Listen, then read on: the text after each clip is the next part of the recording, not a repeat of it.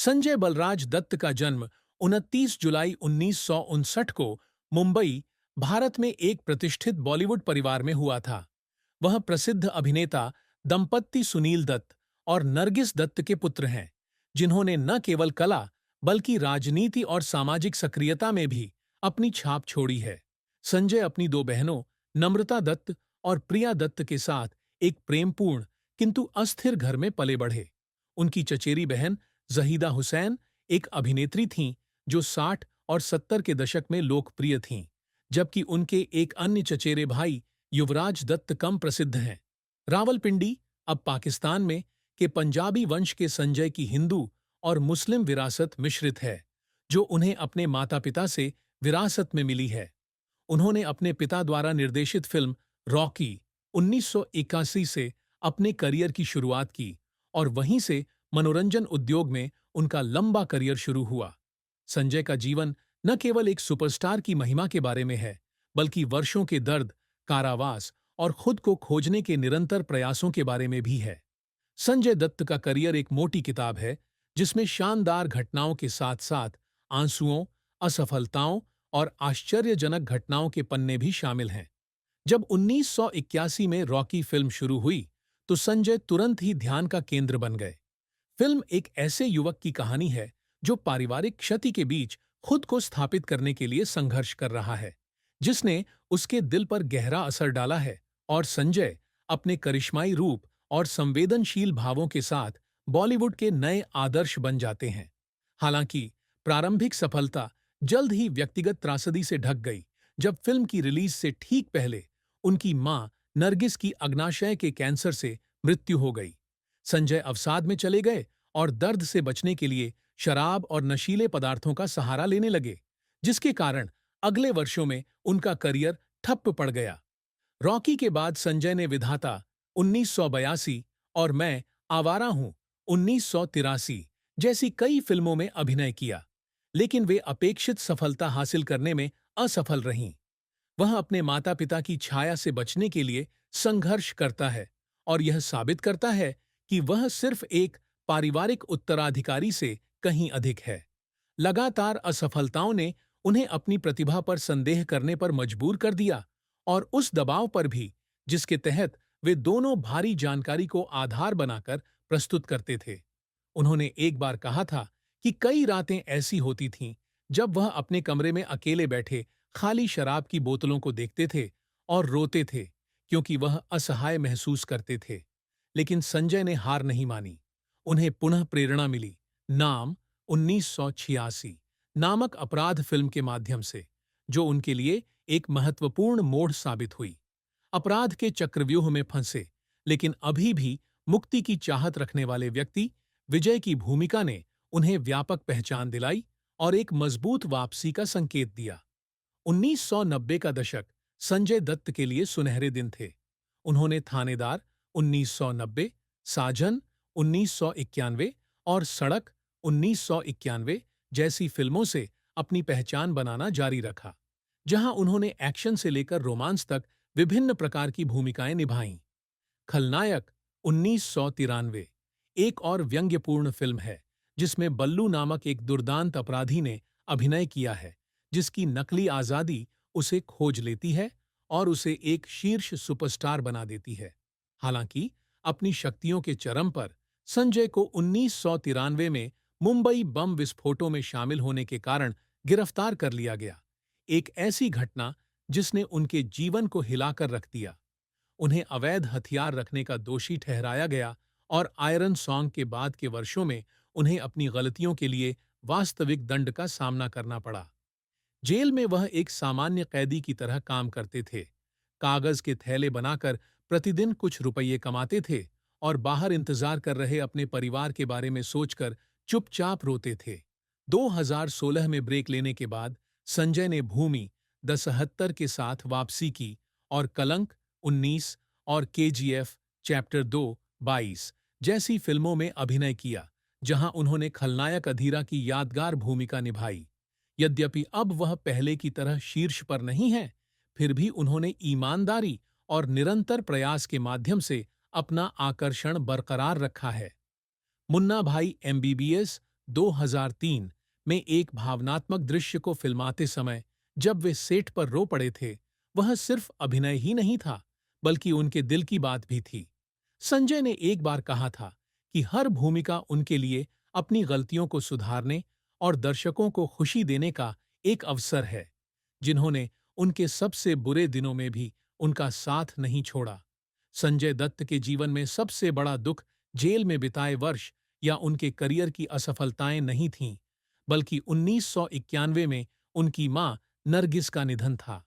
नरगिस न केवल उनकी मां थीं, बल्कि उनकी सबसे करीबी दोस्त भी थीं, जो हर मुश्किल से उनका साथ देने और उनकी रक्षा करने के लिए हमेशा उनके पीछे खड़ी रहीं।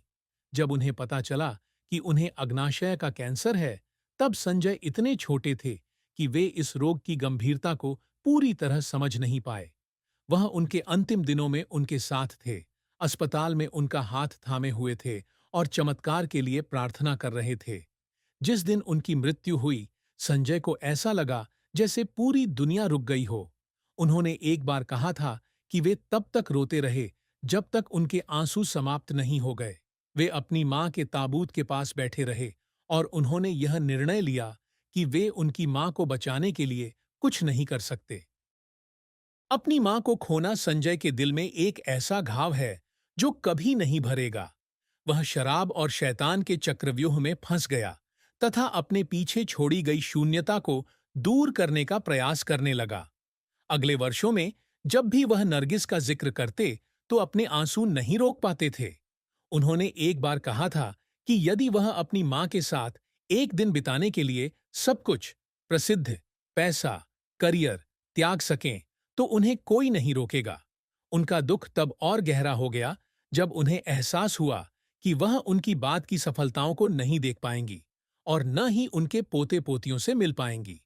संजय ने अपनी मां की याद में नरगिस दत्त फाउंडेशन की स्थापना की, जिसका उद्देश्य कैंसर रोगियों की सहायता करना तथा उन्हें अपने जीवन में बनाए रखना था। संजय दत्त की लव एंड मैरिज एक नाटकीय पुस्तक है, जिसमें सुखद अध्यायों के साथ साथ पीड़ादायक पृष्ठ भी हैं। शादी से पहले वह कई रिश्तों में रहे, टीना मुनीम से लेकर माधुरी दीक्षित तक, लेकिन उनकी लव लाइफ में असली बदलाव तब आया जब उनकी मुलाकात ऋचा शर्मा से हुई। 1987 में उनकी शादी हुई और 1988 में उनकी एक बेटी त्रिशाला हुई। आर्चा संजय के बुरे दिनों में रोशनी की तरह थीं, लेकिन गिरोह की खुशी कुछ ही समय के लिए रही जब पता चला कि उन्हें ब्रेन कैंसर है। संजय उनके इलाज के दौरान उनके साथ थे और उन्हें इलाज के लिए अमेरिका ले गए, लेकिन 1996 में आचा का निधन हो गया। अपनी पत्नी को खोना उनके प्यार के लिए बहुत बड़ा दुख था, जिससे उन्हें अकेलेपन का दर्द और एकल पिता होने की जिम्मेदारी झेलनी पड़ी। आर्चा के बाद संजय ने 1998 में रिया पिल्लई से शादी की, लेकिन यह शादी भी ज्यादा दिन नहीं चली। कई असहमतियों के बाद 2005 में उन्होंने एक दूसरे को चूमा और संजय को एक बार फिर प्यार में असफलता का एहसास हुआ।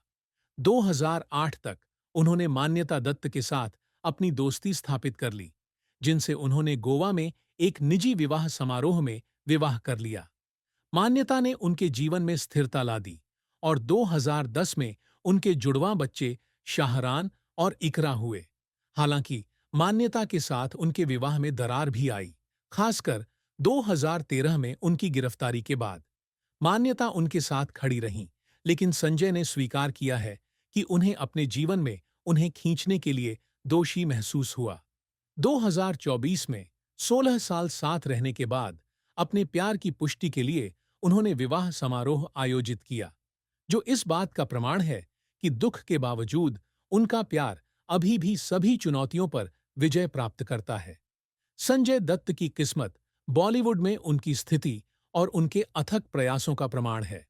2025 तक उनकी कुल संपत्ति लगभग $150 मिलियन होने का अनुमान है।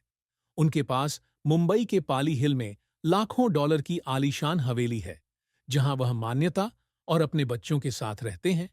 यह घर न केवल एक निवास स्थान है, बल्कि दत्त परिवार का प्रतीक भी है, जिसमें उनके माता-पिता की यादगार वस्तुएं सावधानीपूर्वक संरक्षित हैं।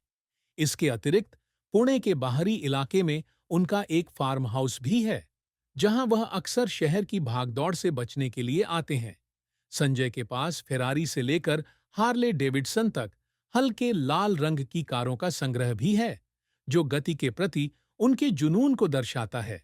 उन्होंने production company Sanjay Dutt productions में निवेश किया, जिसे मान्यता चलाती थीं और फिल्म परियोजनाओं से लाखों कमाए। हालांकि अब वह नियमित रूप से अभिनय नहीं करते, फिर भी उन्हें अतिथि भूमिकाओं और कार्यक्रमों से उच्च वेतन मिलता है। संजय बिना किसी पैसे के एक शानदार जीवन जीते हैं, नियमित रूप से दान करते हैं और जरूरतमंदों की मदद करते हैं। उन्होंने एक बार कहा था कि उनकी सबसे बड़ी संपत्ति पैसा नहीं है, बल्कि उनके परिवार और प्रशंसकों का प्यार है, जो हर अच्छे बुरे समय में उनके साथ रहे हैं। संजय दत्त का परिवार हमेशा दुख के समय में उनका भावनात्मक सहारा रहा है, खासकर उनकी मां नरगिस की मृत्यु के बाद। उनके पिता सुनील दत्त ने 2005 में अपनी मृत्यु से पहले कहा था कि नरगिस को खोने के बाद संजय को टूटते देख वे बहुत दुखी हुए थे। उन्होंने दुखी स्वर में कहा, संजय एक संवेदनशील बच्चा था। जब नरगिस चली गई तो ऐसा लगा जैसे उनके लिए आसमान गायब हो गया हो। मैं बस यही उम्मीद करता हूं कि वह खुद को फिर से पालें। सुनील संजय के कठिन समय में उसके साथ रहे हैं, अभियोजन से लेकर पुनर्वास तक, तथा उन्हें हमेशा यह विश्वास रहा कि उनका बेटा इससे उबर जाएगा। बहन नम्रता दत्त, जो अभिनेता कुमार गौरव से विवाहित हैं, भी संजय के लिए एक निश्चित सहारा है। उन्होंने एक बार कहा था कि जब संजय जेल में थे तो वह और प्रिया रक्षाबंधन पर उनसे मिलने जाती थीं और वह जेल में मजदूरी करके कमाए गए सिक्के उन्हें उपहार में देते थे। उन्होंने कहा, जब उसने हमें देखा तो वह रो पड़ा, लेकिन फिर भी उसने मुस्कुराने की कोशिश की ताकि हम चिंता न करें। राजनीतिज्ञ प्रिया दत्त ने भी बताया कि संजय उनके भाई हैं, जिनकी ताकत की वह बहुत प्रशंसा करती है। उन्होंने कहा, अपनी मां को खोना उनके लिए सबसे बड़ा दुख था, लेकिन उन्होंने इसे खुद पर हावी नहीं होने दिया। वह हमारे और बच्चों के लिए जिए। उनकी चचेरी बहन जहीदा हुसैन, जो अब मनोरंजन उद्योग में सक्रिय नहीं हैं, ने भी चिंता व्यक्त की जब संजय को 2020 की शुरुआत में कैंसर का पता चला था। उन्होंने एक साक्षात्कार में कहा, जब वह छोटे थे तब मैंने उनकी देखभाल की थी और अब उन्हें बीमारी से लड़ते हुए देखकर मैं केवल प्रार्थना कर सकती हूँ। युवराज दत्त, जो एक चचेरे भाई हैं और जिन्हें सार्वजनिक रूप से बहुत कम देखा जाता है, के बारे में भी कहा जाता है कि उन्होंने भी मुश्किल समय में संजय से संपर्क किया था, हालांकि उनके रिश्ते को व्यापक रूप से प्रचारित नहीं किया गया। उनकी पत्नी मान्यता ने एक बार कहा था